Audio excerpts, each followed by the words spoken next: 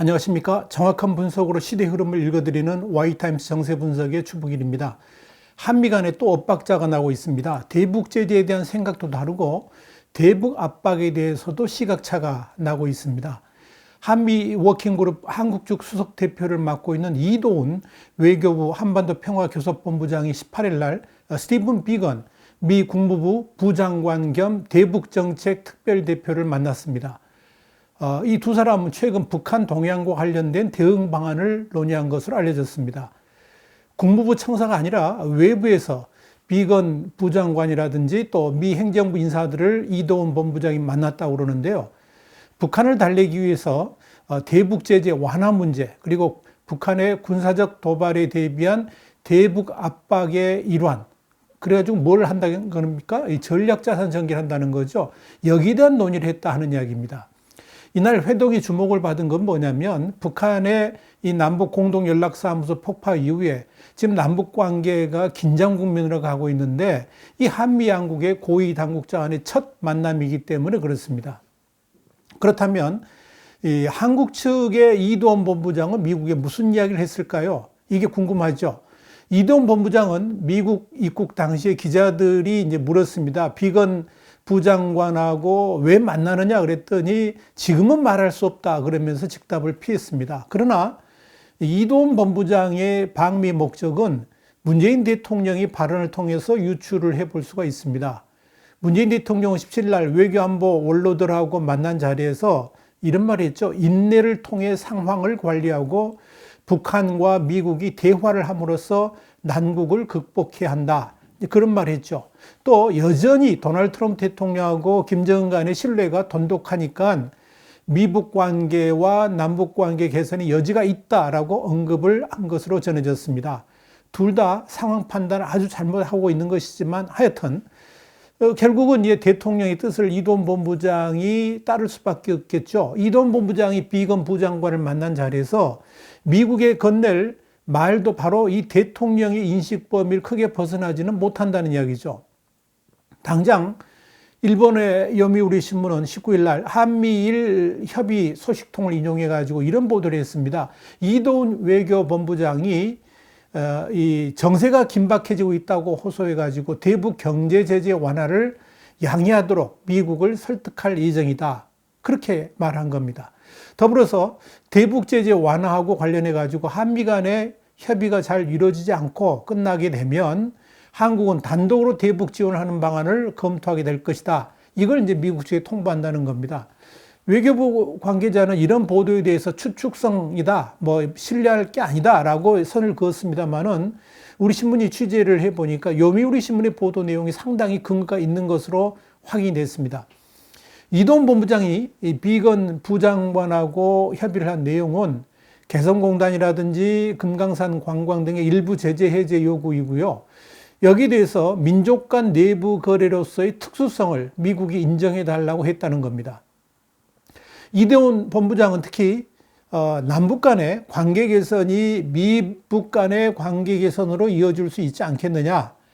그래서 비핵화 대화가 촉진시켜질 수 있다.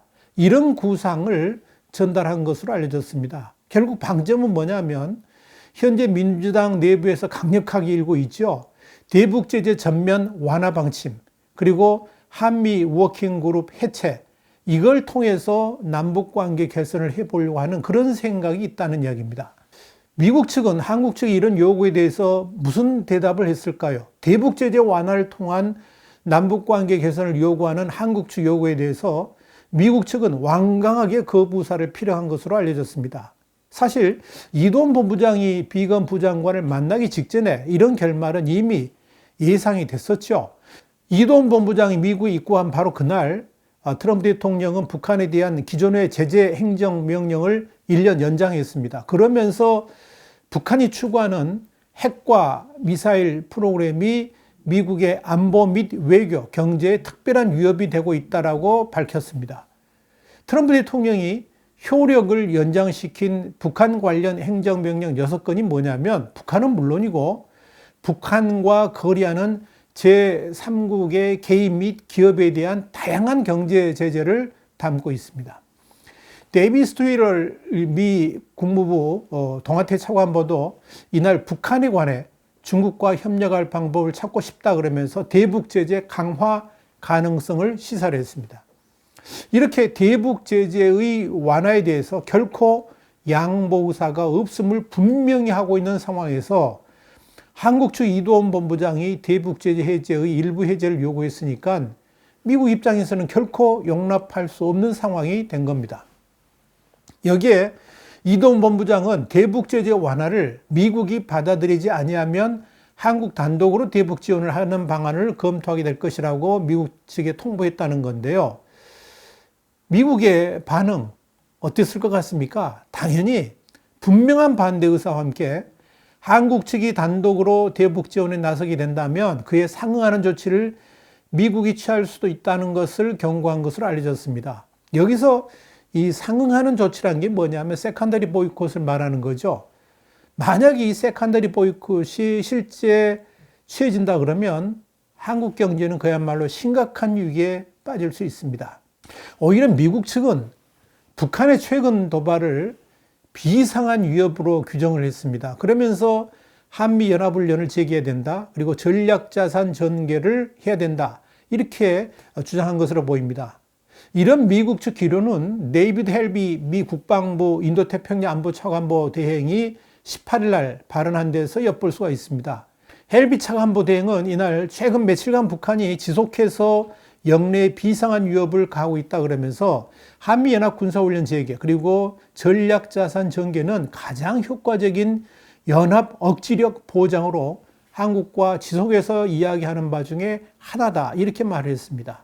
그러면서 그는 꽤 솔직히 말해서 그것은 우리 이익을 지키고 인도태평양 영내 안정을 지키는 데 도움을 준다라고 말을 했습니다.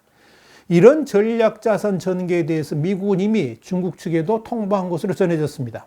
17일 날 미국 하와이에서 열렸죠. 폼페이오 미 국무장관하고 중국의 양제즈 중국 외교 담당 정치국원과의 회담에서 북한 상황을 설명하면서 양해를 구했다는 겁니다. 이렇게 미국은 이미 한국 측의 한미연합훈련 재개 그리고 전략자산의 전개를 요구하고 있고 이를 본격적으로 25일경으로 예정된 정경두 국방부 장관 그리고 마크 에스퍼 미 국방부 장관과의 화상회의를 통해서 확정 지을 것으로 알려졌습니다. 그런데 문제는 한국 측입니다. 한국 측은 북한 눈치 보느라고 뜨뜻미지근하게 대응하고 있습니다. 미국 측의 전략자산 전개 요구에 대해서 흔쾌히 동의하지 않고 있다는 의미입니다. 미국의 전략자산 전개 요구에 대해서 청와대는 19일 날 국방부에서 대응할 사안이라고 그러면서 국방부에 물어보라 이렇게 퉁명스럽게 대답을 했습니다. 웃기지도 않습니다. 지난달 7일 날 국방일보에 서북도서 공군해군 합동 방어훈련 보도가 나오니까 북한이 불같이 화를 냈죠. 그러니까 청와대가 즉각 나서가지고 북한을 자극할 수 있는 보도 내용 중단을 요구했죠. 그리고 앞으로 국방부 관련 보도 자료는 청와대의 통제를 받으라, 지시를 받으라 이렇게 했지 않습니까? 이때는 완전히 딴판입니다. 결국 미군의 전략자산 전개에 대해서 국방부에 물어보라 이 말은 뭐냐면 이 부분에 대해서 어느 누구도 답하지 말라라고 지시한 것이나 다름없는 거죠. 당연히 미군의 전략자산 전개와 관련해 가지고 특별히 말할 게 없다. 누가 그렇게 말한 겁니까? 국방부가 그렇게 말할 수밖에 없는 거죠. 왜 그런 겁니까? 청와대가 말하지 말라고 그랬으니까 그럴 수밖에 없죠. 그러니까 청와대나 국방부가 연합훈련 재개와 전략자산 전개에 입조심을 하는 것은 북한이 이를 빌미로 추가 도발을 할 수 있다고 판단하기 때문입니다. 한마디로 말하자면 미국의 전략자산 전개에 대해서 문재인 정부는 원하지도 않고 사실상 반대한다는 입장을 분명히 하고 있는 겁니다. 결국 이 문제는 25일경 열리는 한미 국방장관 전화회담에서 결판이 날 것으로 보입니다.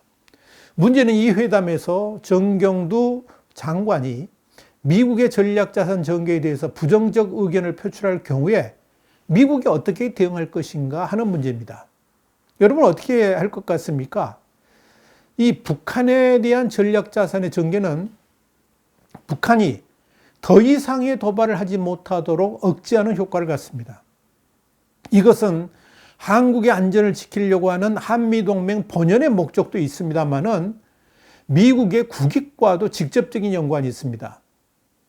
미국은 이미 북한의 핵과 미사일에 대해서 미국의 안보에 직접적 위협이 된다라고 명시한 바 있죠. 그렇기 때문에 북한의 도발을 억제하는 것은 미국의 안전보장과 직결된 사안이라고 보고 있습니다. 여기에 이제 트럼프 대통령의 재선 전략과도 깊은 연관성을 갖습니다. 만약 북한이 대륙간 탄도미사일, 그러니까 ICBM이나 잠수함 발사 탄도미사일, SLBM 같은 도발을 한다 그러면 트럼프 대통령의 재선 가도에 치명타를 입을 수도 있습니다.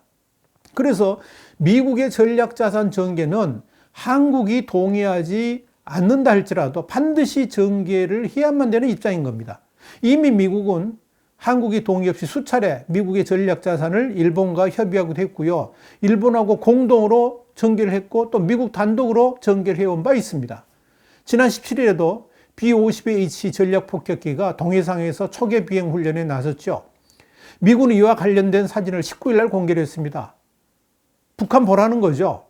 B-52H가 동해상을 난 날은 북한이 개성 남북공동연락사무소를 폭파한 바로 다음 날이었습니다. 미국은 19일에도 B-52H 2대를 일본 열도 북쪽에서 출격시켰습니다. 이같이 미국이 3대 핵전력 중 하나인 전략 폭격기를 한국이 동의하고 무관하게 한반도 인근에 잇따라 출격시키고 이를 공개한 겁니다.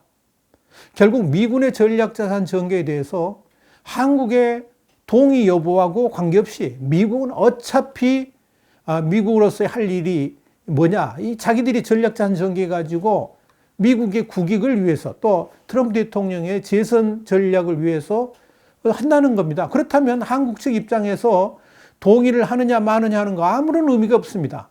동의하지 않는다 그러면 아무 실익도 없고요. 앞으로의 대북 정책 수행에서 완전히 제외되는 비극을 초래할 수도 있습니다.